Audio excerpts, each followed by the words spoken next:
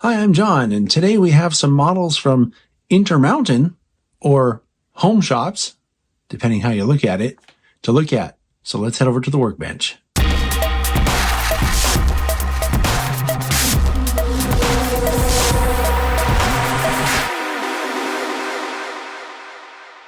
All right, so here's what we're looking at today. This is a pair of Evans 100-ton steel coil cars, and they're decorated for fictitious railroads, which we'll get into in a minute. These are made by InterMountain and decorated by home shops. They go for $49.95 on the home shops website. So I'd head over to homeshops.net and see if they have the one you're looking for, because they actually have various road numbers as well. So we'll look at the Ohio Southern one first. And just to let you know, Ohio Southern is a fictitious road name. This came from Jim Hediger's Freelance Railroad that was featured quite often in Model Railroader magazine. And actually, Jim wrote for Model Railroader magazine, was involved there for a long time. So it's kind of an interesting take on things. You can own a piece of model railroad publishing history in a way, because Jim's Ohio Southern was a very well-known layout for those reasons. But anyway, the paint on the model is very good, and the printing on it also is very good. I noticed that pretty much everything's legible. I had a little bit of a hard time with this tiny writing on the end here. It could just be that my magnifying visor is not the best in the world. I mean, it literally cost me $5, so I'm going to go with that idea. The model has some separately applied detail here. It's a separately applied stirrup, and there's a grab here, as well as little grabs. You just have to look for them, and they look great. And then something else to mention is that these covers come off, and they're pretty easy to take off too. Of course, as soon as I go to take that one off, it's being stubborn, but you can see that the car without the covers on has detail inside as well, which we'll look at in a minute. But I wanted to mention that the covers are removable. Makes sense, because that would be the only way to get the steel models, which are actually weights, into the car. And don't worry, we're going to get to all the stuff I'm talking about. These weights are necessary because the car without them is pretty light, and I'll show you that later. Here's the brake end detail. It's pretty cool. It comes with all the detail I think most people would want, including a separately applied brake wheel. There's a uncoupling lever here, and I'll show you you can see the hose peeking out, the air hose peeking out from behind the coupler right here. And that's a knuckle coupler there. And so here's the other side, and you can really see the air hose detail on this side. And here's a brief look at the other side of the car. It's pretty cool. You can see that there's some detail from under the car showing. So that's an interesting little piece of information there that does not show when we're looking at the other side of the car. So it's unique to one side or the other. And now here's the A end of the car with all the same details I was talking about on the brake end, like the uncoupling lever and the air hose.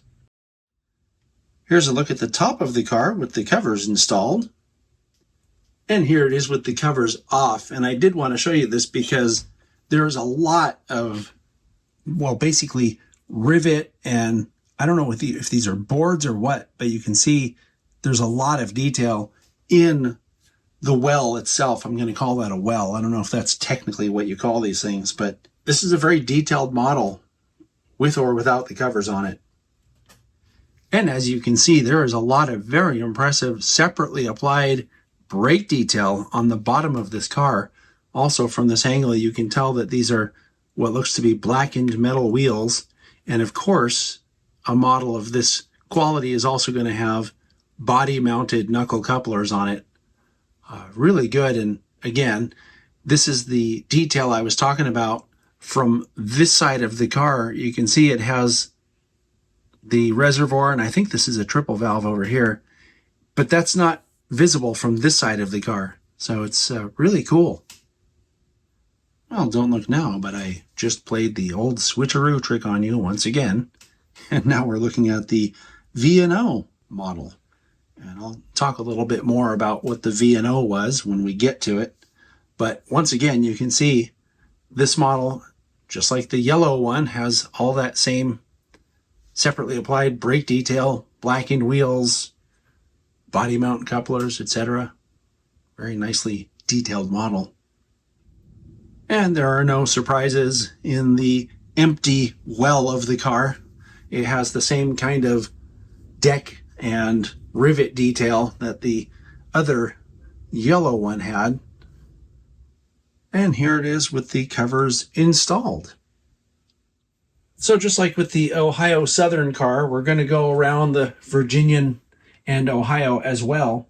And you can see from this angle that the AN has the same details that the other one has, including the separately applied grabs here. I didn't mention that because I wanted to save something for this one, but also the uncoupling lever, and there's also an air hose, which you'll see when we look at the brake end. Certainly you can tell from this angle, looking at the side of the car, that the wheels are blackened. There's pretty good detail in the trucks. And once again, we're getting only certain brake detail showing on each side of the car. Here's the brake end from this angle, where you can clearly see the air hose detail. And also from the other angle, where you can see the uncoupling lever, separately applied brake wheel, and all the other good stuff that's on these models. And here you go, one more look at it from the other side. And I want to tell you about this because the Virginian and Ohio is a very famous freelance railroad that was built by McClelland. Now let's see how much these things weigh, and you're going to find out why they came with the extra weights. I'm going to set each piece that it comes with on separately. So the car itself, empty, 1.4. When you add the hoods on there, it goes up to 1.9. And now we're going to put the weights on. And this is where most of the weight's going to come in here. Now it's 3.9, so almost 4 ounces. According to the NMRA's recommended practice, it should weigh closer to 4.5 ounces. So it's still underweight, even with the weights that it comes with. I haven't looked, but I'm guessing that InterMountain probably sells these little weights separately. If they don't, you could certainly add, especially if you're going to run these loaded with covers on them, you could certainly add some other weight just in here to get it up to whatever weight you want it to be at. So just saying. These are really cool models, and I'm glad that Home Shops is taking the time and putting in the effort to come out with releases of well-known model railroads that aren't with us anymore. I think there's something about that that pays a certain kind of respect to modelers of the past. I'm also really glad that InterMountain includes the extra steel coils for added weight. Now, even with the added weight, they still came in a little bit under the recommended weight by the NMRA. But here's the good news.